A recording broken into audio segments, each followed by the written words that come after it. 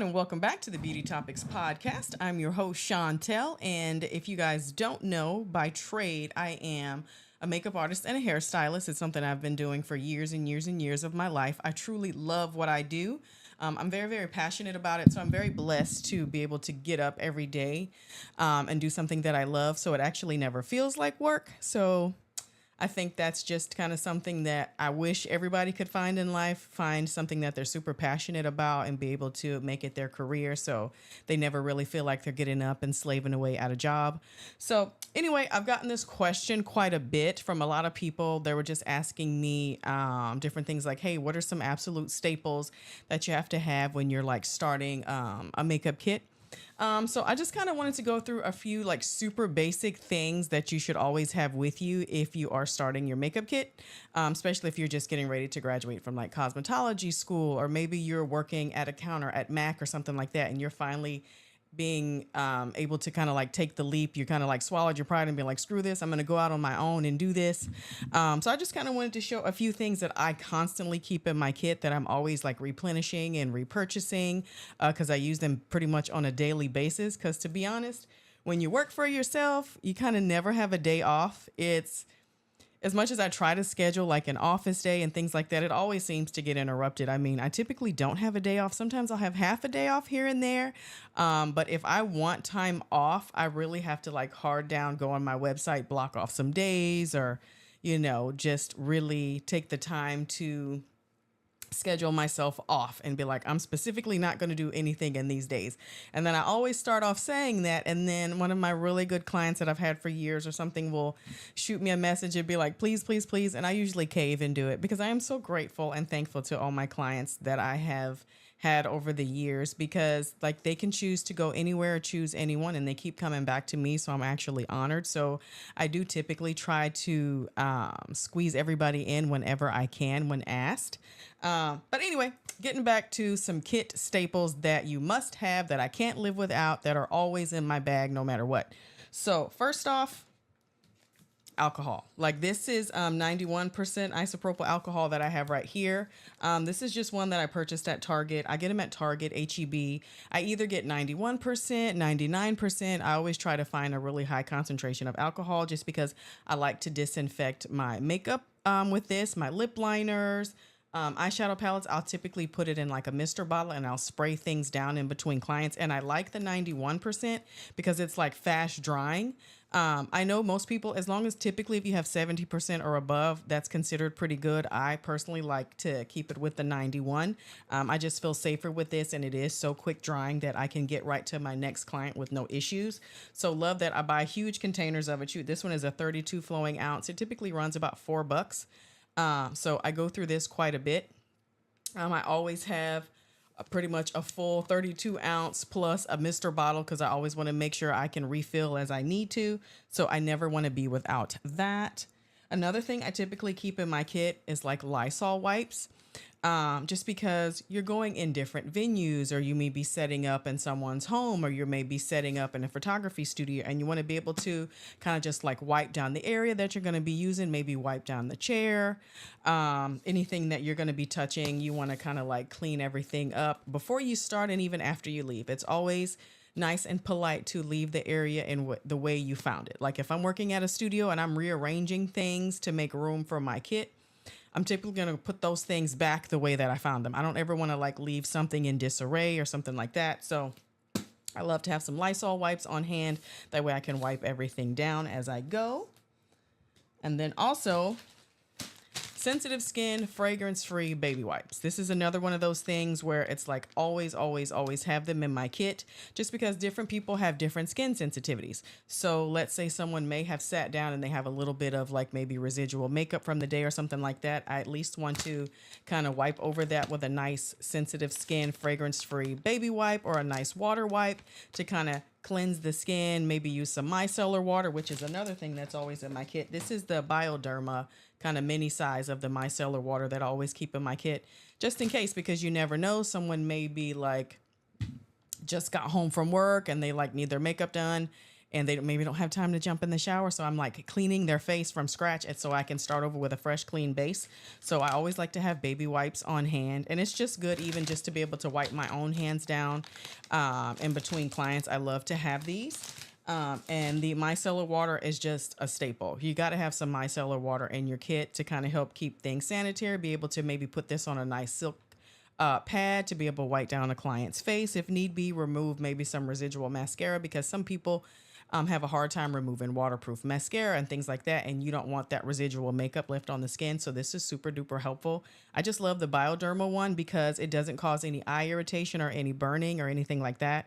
I noticed some of them, like Garnier does make some good micellar waters, but sometimes you can get a slight bit of irritation around your eye area, to me. Like, it happens to me, and I don't have super sensitive skin. So this one is one that is kind of like tried and true. I've never in all my years had an issue using this one. So I kind of stick with that brand. And when I find something like that that really, really works, it's just one of those things that I constantly repurchase. Because I don't ever want to have a client with red, itchy, burning eyes or anything like that. And, you know, it all goes a part of your consultation as well. Like when I'm consulting with my clients, I want to know if they have any skin sensitivities or eczema or psoriasis or anything like that that's going to affect their skin and the wear time of the makeup. So another thing that I always purchase, something that I found that I love, a really good friend of mine showed me this product a while back, and I can't do without it. This is the Embryo Lease multifunction moisturizer.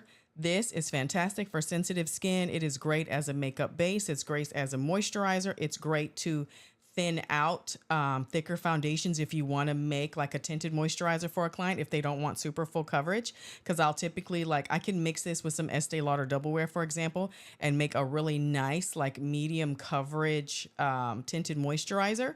So I love the way that this wears. I love the way it melts into the skin, especially dry skin clients. This looks phenomenal. It helps really plump and smooth the skin and gives you a really nice base for makeup. But I use this on oily skin clients too, and it is amazing. Absolutely love this stuff. I mean, it kind of ranges in price from $20 to $30 depending on where you get it from. As a makeup artist, I'm privileged to be able to shop at certain places that I can get discounts and things like that. So I think I paid like $20 for this size. What is this? This is the larger one. Yeah, this is the 2.54 flowing ounces. This is actually made in France, which is fantastic. But I paid about $20 for this. And as you can see, it is well loved. If you're watching this on YouTube, I use this pretty much every day of my life. I will be repurchasing soon. I'll have to call me in order to get another one of these because it's something that I don't ever want to be without in my kit. And that is, again, the Embryo Lease moisturizer. So love that. Something else that I always have in my kit.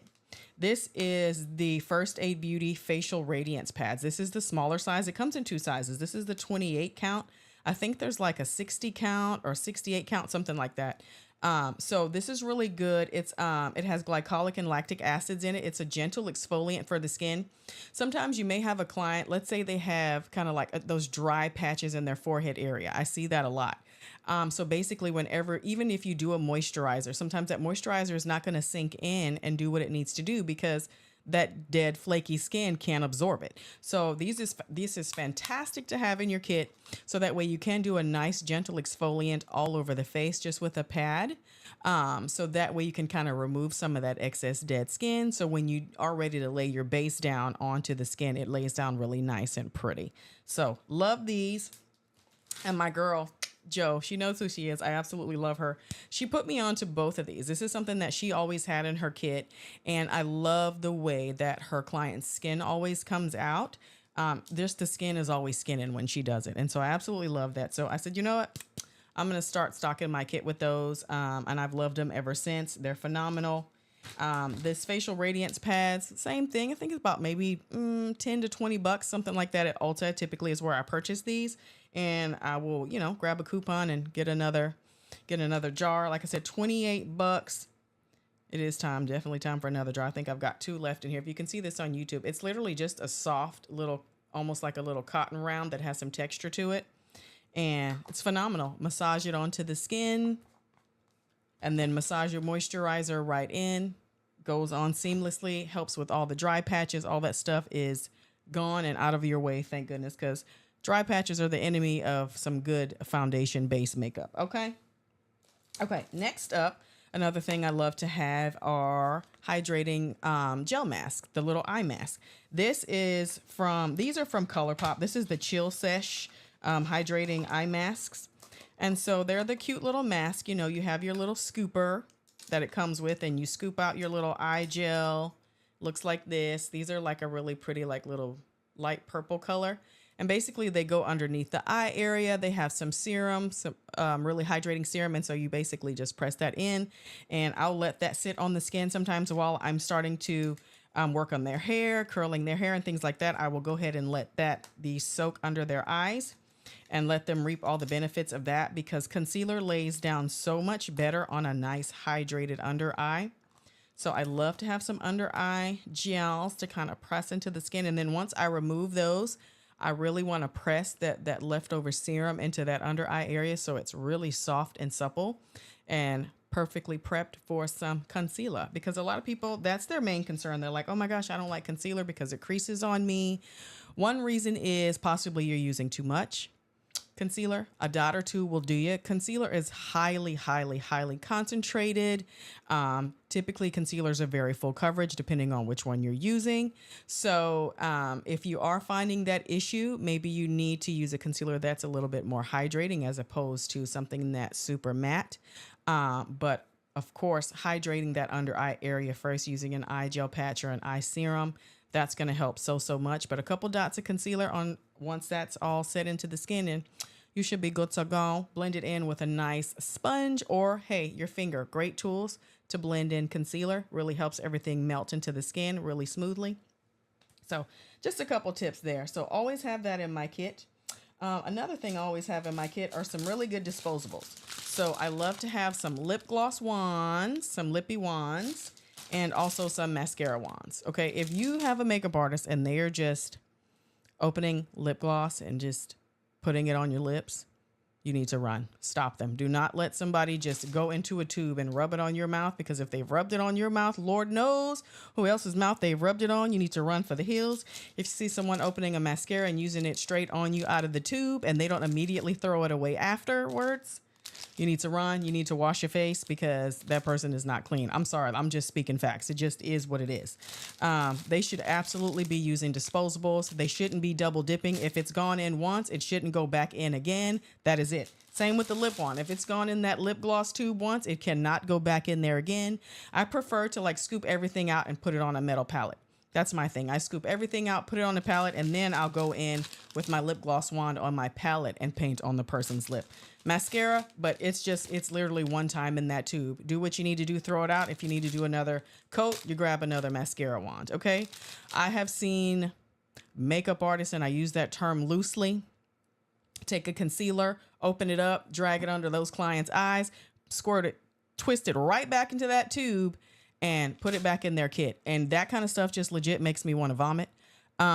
Because you wonder why you're getting contact dermatitis, or you wonder why your face is itching. And people will say, oh, makeup makes me break out, or makeup caused me to have all this skin irritation.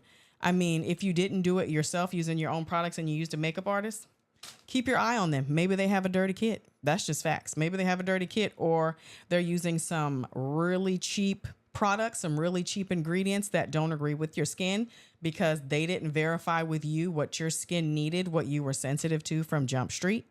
So I just kind of, it's not, I think people think when they book a makeup artist like that, sometimes that maybe they're supposed to just sit there and be quiet and not ask questions.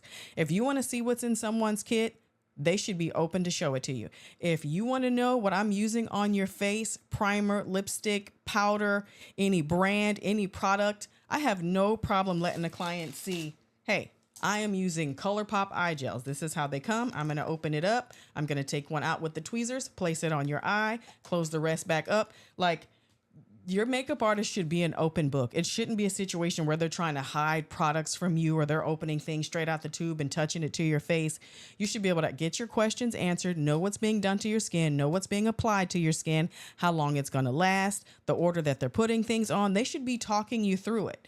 You know what I mean? Like, of course, you know, we get to talking with our clients about different things, but if any point in time you need to stop and you have a question about something, question it. Don't ever just sit there and think that you can't, because that is your money and your time. And you absolutely have the right to say, what'd you just put on my face? Wait, what was that? Because I would if it was me. I'm just letting you know. Okay. Another disposable item that should be in your kit are powder puffs. I love these little velour puffs. I buy them in bulk from Amazon. These are hot pink ones. Typically, I'll order some black ones, but I love a really good velour puff for applying pressed powders, loose powders. And I like to have the ones that are like shaped like a triangle that have this little tip right here, because that way you can really get in those inner corners when you do need to set some concealer and press right in that inner tear duct area. It fits in there perfectly. So I love these. Always have a jumbo pack on hand, so that way you can keep trading them out. Every time somebody new sits down, you want to make sure you're getting a fresh puff. So I love to have these. This is like a pack of 100 or something. No, actually, this is a 30 pack. This is a 30 pack. So love those. Absolutely, absolutely always need disposables on hand. So another disposable item, sponges.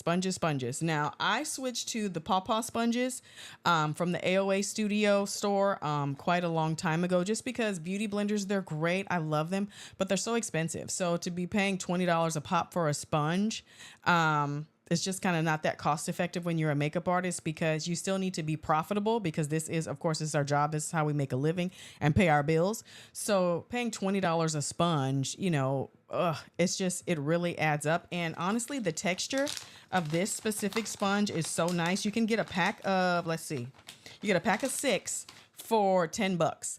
And I love this little flat side right here that really helps you press and get all the way up to that lash line and really blend in that concealer really good. It also has this little pointed tip, which I also like. Sometimes I'm doing some inner tear duct highlight with that little point right there.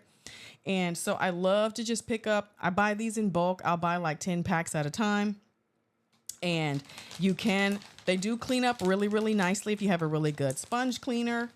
So they do clean up really nice, so you can disinfect them, but just phenomenal. 6 for $10. You can't beat it, considering a beauty blender is one sponge for $20. But I also just like the shape of these better than the shape of the beauty blender. Most of the beauty blenders are just like a little little teardrop shape. And I like having that flat side that these have to really like press things into the skin. So love these, and they are latex free. It says high definition sponge, super soft, which I can attest to that. They are super soft. Once you wet them and like wring them out, they do expand quite a bit, which I really like, because you can really bounce those cream products on the skin. These are great for a cream blush. I love the way they diffuse a cream blush on the cheek. So gorgeous. So I highly recommend these. Then I also love, there's these little Q-tips, okay? And they kind of come soaked in a little bit of like makeup remover, and they're individually wrapped. And these are the Equate ones that you can pick up at Walmart. And I love these for like cleaning up eyeshadow, or maybe cleaning up a little bit of mascara or something like that. Especially if you want to make sure that eyeshadow is just like super sharp and cut. You can absolutely just take one of these little Q-tips, run it right along. Oh, child, I dropped it.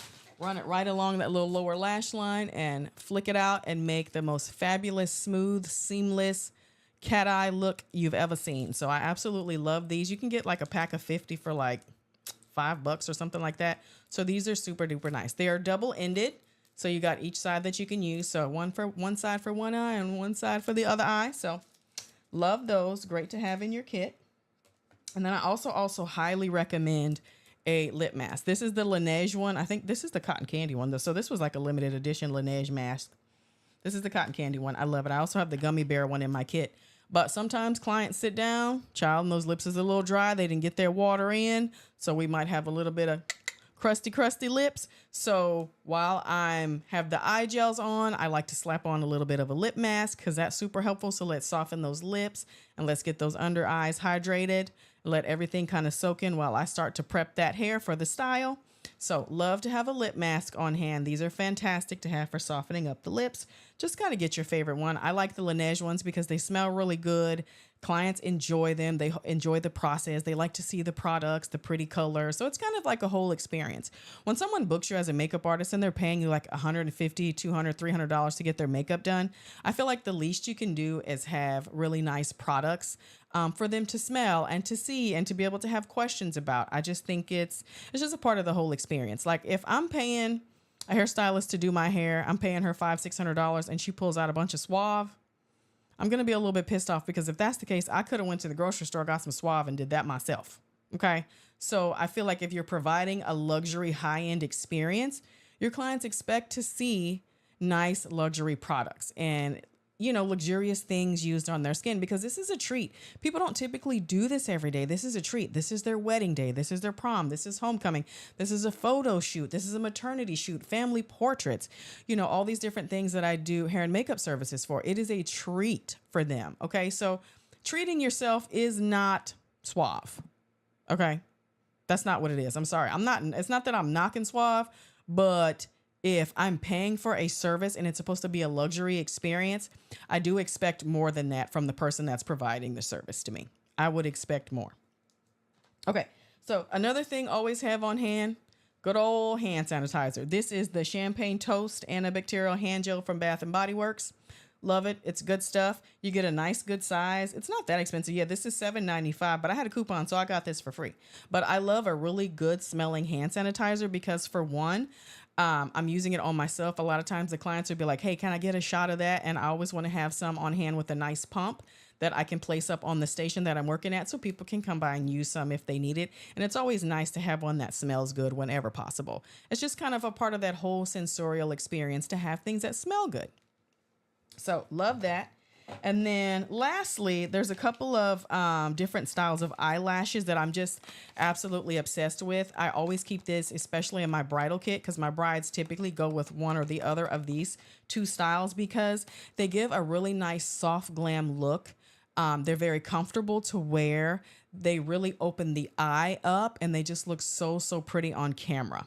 So the first one is by Eyelure, and these are the Wispy Lights number 117. So this is a pack of 4. I absolutely love these. They're so gorgeous. They're almost like a really soft, light demi wispy, but they look phenomenal on the eyes. These are actually some that I wear on a daily basis because I'm obsessed with these. I think they're so beautiful. If you can see this on YouTube, I'm kind of going to get it really close so you guys can see. But these are gorgeous to have in your bridal kit. They're just give the perfect soft glam look to the eyes. And then the other set is from Ardell, and these are the Naked Lashes, and the style number is 421. You guys have no idea how many packs of 421s I go through on weekends, probably 4 or 5 packs of these doing clients every weekend because they look amazing on the eyes. And when you're looking at your clients, you really want to see what their natural lashes look like to kind of help determine which way to go with these false lashes. I mean, maybe they have shorter lashes. Maybe I have some clients that almost have no lashes, you know, so it just kind of depends.